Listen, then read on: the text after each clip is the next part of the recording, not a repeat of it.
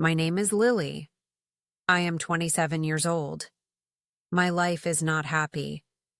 It feels strange to write that, to even think it so clearly. But it's the truth. From the outside, maybe things look normal. I have an apartment. I have a job. I have him, Mark. But inside, here, behind my eyes and in my chest, it feels heavy.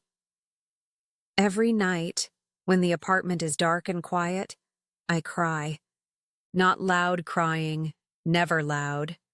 Just silent tears that run down my face onto the pillow. I cry in silence because I don't want to wake him. I don't want him to be angry again. This morning was like most mornings. The alarm clock on Mark's side of the bed beeped softly at 6:30 a.m. He always sets it, but he never wakes up to it. He just hits the button and groans. I slide out of bed carefully, trying not to make the old wooden floor creak. The air in the bedroom feels thick, even with the window open a little. I get dressed quickly in the small bathroom, choosing a long-sleeved blue blouse today. It's warm outside, maybe too warm for long sleeves, but I need them. Underneath, the soft fabric on my left arm, there is a dark bruise, shaped a bit like fingers. It hurts when I move my arm too fast, a sharp, unhappy pain. Last night, Mark was angry. It started small, like it often does. He couldn't find the television remote control. He asked me where it was, his voice low and tight. I said I didn't. No, maybe it was between the sofa cushions. I started looking. He got louder. You always lose things. You never pay attention. His voice grew, filling our small living room. I found the remote under a newspaper, but by then, it was too late. His face was red. He stepped close to me, shouting about how useless I was. I tried to step back, feeling small, feeling cold even, though the room was warm. And then he grabbed my arm. Hard. He pushed me away. I stumbled back against the wall. He didn't say sorry. He just turned the TV on loud and sat down. Later, when he was asleep, I touched my arm. It throbbed. He hit me. Not with his fist this time, just the grab and the push, but it felt the same inside. It felt like hitting. In the kitchen, I make coffee. Just 1 cup for me. Mark doesn't like coffee. He likes things his way. I drink my coffee standing by the window, looking out at the street below. Cars are starting to move. People are walking to work. It looks like a normal world out there. Does anyone else feel like this inside? Trapped? I wonder if the woman walking, her dog smiling, has secrets too. Does her husband yell? Does he hurt her? Or is it just me? Sometimes I think, Lily, why do you stay? You have a job. You could leave. But leaving feels huge, scary. Where would I go? What would I do? Mark isn't always angry. Sometimes he buys me flowers. Sometimes he holds my hand when we watch a movie. He says he loves me. But then nights like last night happen, and I feel confused. Is this love? Can love hurt like this? My mind questions everything, but my feet feel stuck. I work at a small cafe downtown called The Daily Grind.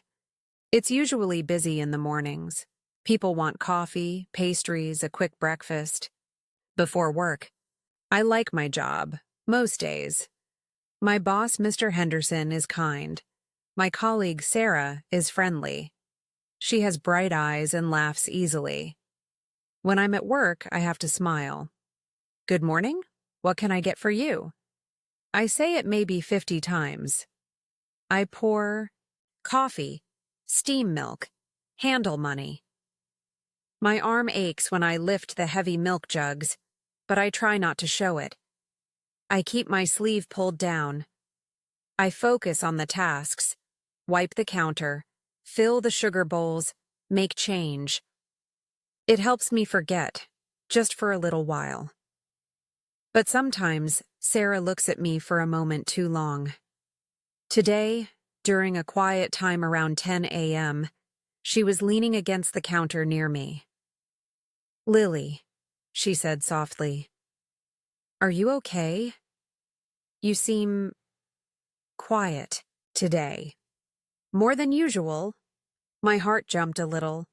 Does she know? Can she see the bruise? Can she see the sadness in my eyes? I tried to make my smile look real. "Oh, I'm fine, Sarah. Just a bit tired. Didn't sleep very well last night." It wasn't a complete lie. I didn't sleep well. The fear and the crying kept me awake. Sarah nodded slowly, but her eyes stayed on my face for another second. "Okay, well, let me know if you need anything." "Thanks, Sarah," I mumbled and quickly turned away to wipe down the espresso machine, focusing very hard on the metal. I felt her gaze on my back for a moment before she went to help a customer. That question, "Are you okay?" stays with me. It's a simple question, but the answer is so complicated. No, I'm not okay. My arm hurts. My heart hurts. I'm scared of the man I live with. I cry myself to sleep, but I can't say that, so I say, "I'm fine." The rest of the workday passes. Slowly. I keep busy. I smile. I serve coffee. But under the surface, the questions spin. What happens tonight? Will Mark be calm? Will he be angry again? The thought of going home makes my stomach feel tight. This isn't living, it's just waiting. Waiting for the next angry word, the next tight grip, the next night of silent tears. Something has to change. But how? The question echoes in my head as I hang up my apron at the end of my shift, the long sleeve of my blouse feeling heavy and hot against my skin. Walking home from the cafe feels different today. Usually I try to walk slowly, to make the time last longer before I reach the apartment door. But today, my feet move faster, even though my stomach feels tight with worry. The sun is still warm, but I feel a chill deep inside me. Every step closer to home makes my heart beat a little faster. What will Mark be like tonight? Will he remember last night? Will he pretend it didn't happen? That's almost worse sometimes. When he acts like nothing is wrong, like he didn't shout, didn't hurt me. It makes me feel like I am crazy, like maybe I am the problem. I pass the small park near our building. Children are laughing on the swings. Their parents watch them, smiling. It looks so peaceful, so normal. I want that. I want a life where I can laugh easily, where home feels safe, not scary. But my life feels very far away from that park scene. My reality is the key turning in the lock of apartment 3B, the quiet listening for a moment before I push the door, open, trying to guess the mood inside. Today, when I open the door, the apartment is quiet. Too quiet. Mark is sitting on the sofa, watching television. He doesn't look up when I come in. That's not unusual. Sometimes he ignores me for hours after he's been angry. It's like a punishment, his silence. I close the door softly behind me. "Hi," I say quietly. My voice sounds small in the room. He just grunts, his eyes fixed on the screen. Okay, I think. Silent treatment tonight. Maybe that's better than shouting. I walk past the living room towards the small kitchen to start making dinner. Cooking keeps my hands busy. It gives me something to focus on besides the heavy feeling in the air. As I chop vegetables, my left arm aches. I try to use my right hand more, but it feels awkward. I glance down at my sleeve, making sure the bruise is still covered. Hiding things becomes automatic when you live like this. Hiding bruises, hiding tears, hiding your real feelings. Suddenly, Mark's voice makes me jump. "What are you making?" He's standing in the kitchen doorway watching me. His voice isn't angry, just flat. Pasta," I reply, trying to keep my voice steady. "With vegetables." He just nods slowly. "Did Sarah say anything today?" My breath catches in my throat. Why is he asking about Sarah? Does he suspect something? Did he hear me talking to her? My mind races. "No," I say, trying to sound casual. "Just work things." "Why?" He shrugs, but his eyes stay on me for a moment too long. "Just wondering. She seems too friendly sometimes." He turns and goes back to the sofa. My hands are shaking slightly as I stir the pasta sauce. Him asking about Sarah feels dangerous. Sarah is kind. Mark doesn't like people getting too close to me. He wants me to rely only on him. That thought makes me feel colder than before. He wants to keep me isolated. The nice times, the flowers, the hand-holding, is that just part of the trap? To make me stay? To make me doubt my own feelings when he is cruel? It feels like a confusing game, and I don't know the rules. I just know I keep getting hurt. Later, we eat dinner. In silence, the only sound the clink of forks on plates and the noise from the television. I try to eat, but my appetite is gone. I keep thinking about Sarah's worried eyes and her offer. "Let me know if you need anything." She even quickly wrote her phone number on a small napkin corner earlier when Mark wasn't looking, pressing it into my hand when she gave me my purse. "Just in case," she whispered. I had stuffed it deep into my jeans pocket. Now, sitting opposite Mark's blank face, that little piece of paper feels like a tiny secret weight in my pocket. It feels like a choice I am too scared to make. What would happen if I called her? What could she even do? What if Mark found out? The fear is strong. It wraps around me, making it hard to breathe normally. After dinner, I wash the dishes. Mark stays on the sofa. As I put the clean plates away, my fingers brush against the small napkin in my pocket. It's still there. A tiny spark of possibility in the middle of all this fear. I quickly take it out when Mark isn't looking and hide it inside my old jewelry box in the bedroom drawer, under some cheap necklaces I never wear. It feels safer there. Tonight, I know the silence won't last. The anger always comes back. Maybe not tonight, maybe tomorrow. The waiting is exhausting. The fear eats away at me. Sarah's kind face comes into my mind. Her simple question, "Are you okay?" echoes again. No, I'm not okay. And saying I'm fine feels like a bigger lie every single time. Hiding the hurt is getting harder. Hiding it from Sarah, hiding it from myself. Tonight, as I get ready for bed, knowing I will probably cry in silence again, one thought is clearer than before. Hiding isn't living. And I don't know how much longer I can keep doing it. The next evening started quietly, almost normally.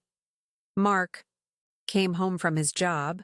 He works in a warehouse, loading boxes, and didn't say much. He showered, changed clothes, and sat on the sofa to watch sports. I made dinner, chicken and rice this time, moving carefully around the small kitchen. My arm still hurt, a dull ache under the sleeve, but the bruise was starting to fade slightly. Maybe, I thought. Maybe tonight will be okay. Maybe the silence means peace. Just for a little while. How wrong I was. We ate dinner again with the television on. Mark seemed distracted by the game. I finished eating first and started clearing the table. As I reached across him to get his empty plate, my sleeve accidentally brushed against his arm. He flinched back like he'd been burned. "Watch it," he snapped, his eyes suddenly hard. "Sorry," I whispered, pulling my hand back quickly. "You're always clumsy," he muttered, turning back to the TV. But the peace, the fragile quiet, was broken. I could feel the air change, become heavy again, charged with tension. I finished cleaning the kitchen quickly, my hands trembling just a little.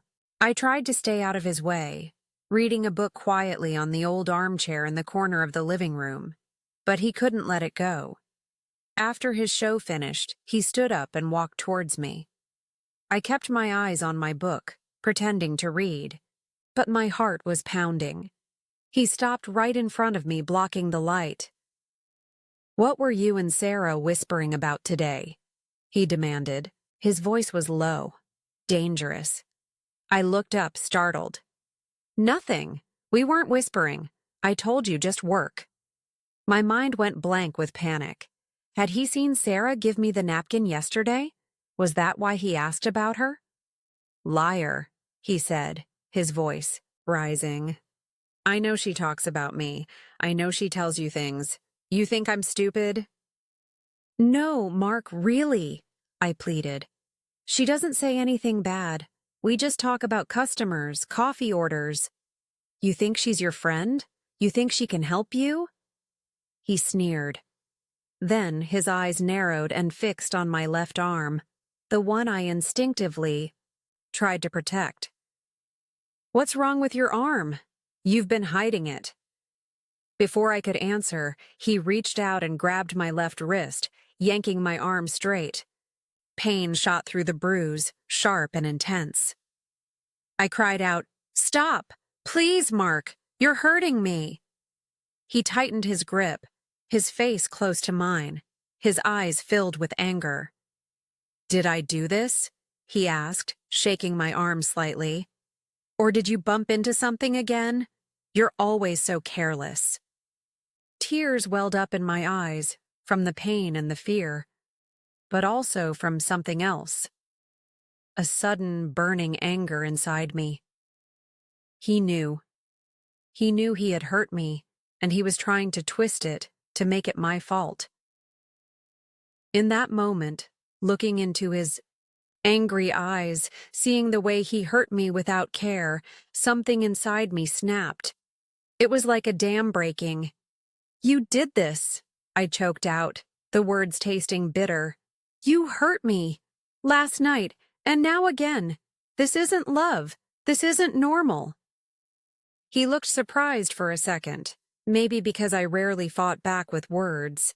Then his face got even harder. He pushed my arm away roughly, making me stumble back into the armchair. "Don't you dare talk to me like that," he hissed. "You live here because of me. You have nothing without me." He turned and stormed into the bedroom, slamming the door behind him. I sat there, shaking, tears streaming down my face. But these weren't just tears of sadness or pain. They were tears of realization. He was right about one thing. I was living like this because of him. But he was wrong about the rest. I wasn't nothing without him. I was Lily. I worked hard. I had thoughts and feelings, and I deserved better than this. The fear was still there, a cold knot in my stomach, but now there was something else beside it. A tiny, flickering flame of determination. I cannot stay. I will not stay. The slammed door felt final. The silence that followed felt different, not peaceful, but empty. He would probably fall asleep angry, Or maybe he would come out later and pretend nothing happened. But it didn't matter anymore. My decision was made. Hiding wasn't living, and I wasn't going to hide anymore. I waited until I heard the sound of his heavy breathing, maybe sleep, maybe just quiet anger, coming from the bedroom. Then, slowly, carefully, I stood up. My legs felt weak, but I walked on tiptoe to the bedroom drawer where I had hidden Sarah's number. My fingers closed around the small folded napkin inside the jewelry box. It felt like the most important thing in the world. I took a deep breath, walked back into the living room, and picked up my phone from the small table near the door. My hands were still shaking, but my mind felt strangely clear. I unfolded the napkin. The numbers looked blurry through my tears for a second, but then they focused. I needed help. And maybe, just maybe, this was the first step. I pressed the numbers into my phone, my thumb hovering over the call button. My thumb hovered over the green call button on my phone screen. For a second, just 1 second, doubt washed over me. Could I really do this? What if Mark woke up? What if Sarah couldn't help? What if? But then I looked back towards the closed bedroom door. I heard his heavy breathing, oblivious. I thought about the bruise on my arm, the fear in my stomach, the silent tears every night. No. No more what. Ifs that kept me trapped. I pressed the button. The phone rang once, twice. My heart hammered against my ribs. Please answer, Sarah, please. Hello? Sarah's voice was sleepy, confused. Sarah. It's Lily, I whispered, my voice trembling so much I could barely speak. I'm sorry to call so late, but there was a pause. Then Sarah's voice became instantly alert, kind but serious. Lily, are you okay? What's wrong? Tears started again, but this time I let them fall silently. No, I managed to say. I'm not okay. Mark. He hurt me again. I need to leave, Sarah. I need to leave now. I don't know where to go. Okay, Lily. Okay, Sarah said calmly, but I could hear the urgency underneath. Listen to me. You did the right thing calling. Can you leave the apartment safely right now? Is he asleep? Yes, I whispered. He's in the bedroom. I think he's asleep. Good. Okay. Do you have a small bag? Pack just what you need quickly. Toothbrush, phone charger, maybe a change of clothes. Any money you have. Don't take too much. Just the important things. Can you do that quietly? Her calm instructions helped focus my racing thoughts. Yes, I breathed. Yes, I can. Okay. Do that now. I live at 14 Oak Street, apartment 2A. It's about a 20-minute walk from you near the library. Can you get here? Oak Street? Yes. I know where that is. I can walk. All right. Be very quiet, Lily. Lock the door behind you. Come straight here. I'll watch for you from my window. Call me if anything happens. Okay? Okay, I whispered. Thank you, Sarah. Thank you. Just get. You're safe? She said softly and hung up. Moving felt like wading through thick water, but Sarah's voice gave me strength. I crept into the bedroom, my breath held tight. Mark didn't stir. I grabbed an old backpack from the closet. Toothbrush, toothpaste from the bathroom. My phone, charger from the wall. I pulled out the jewelry box, took the small amount of cash I had saved, not much, but mine, and Sarah's napkin, tucking them deep into my jeans pocket. I put the jewelry box back. the necklaces weren't important. I grabbed a sweater, a different pair of jeans, and underwear, stuffing them into the bag. Every rustle of fabric sounded incredibly loud in the silence. Bag packed, I slipped back into the living room. My keys were on the small table by the door. I picked them up, my fingers clumsy. I looked around the small apartment that had been my prison. It looked sad and gray in the dim light. Taking one last deep breath, I unlocked the door as quietly as I could. The click echoed in the hallway. I slipped outside, pulling the door shut behind me. I didn't lock it with the key. Too much noise. I just made sure it was closed. The street outside was dark and empty. A lone streetlight cast long shadows. For the first time in hours, I took a real breath of the cool night air. My heart was still racing, pounding with fear. Fear of being followed. Fear of the unknown future. But mixed with the fear was something else. Something new and fragile. A feeling of lightness. Freedom. I walked quickly, sticking to the shadows, glancing behind me every few seconds. Every distant car headlight made me jump. The 20-minute walk felt like an hour. My legs ached, my bruised arm throbbed, but I kept going.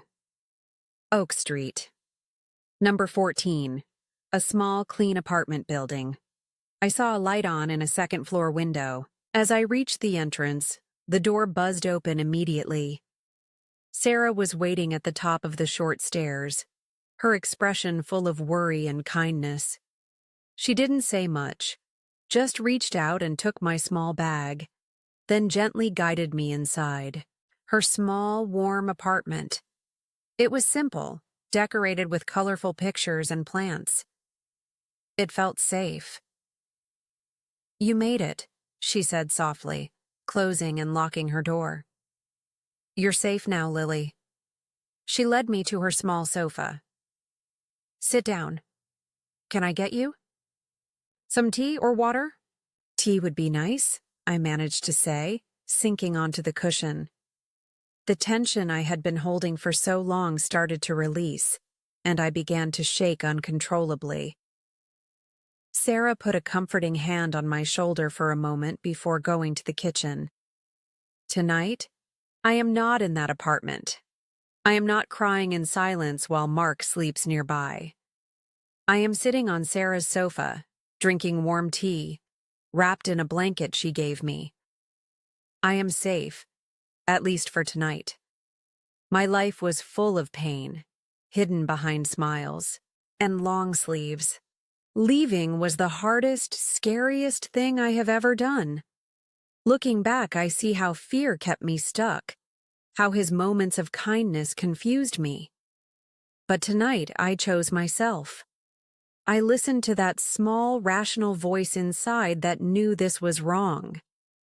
I found the courage to ask for help. I don't know exactly what will happen tomorrow or the day after. It's scary not knowing. There are many things to figure out. But as I sit here, the shaking slowly stopping, I feel something I haven't felt in a long, long time. It feels like hope. It might be small, like that tiny flame of determination I felt earlier, but it's there. I took one small step away from the pain, and maybe, just maybe, that step is the beginning of a different life. A life where I don't have to hide. A life where hope can grow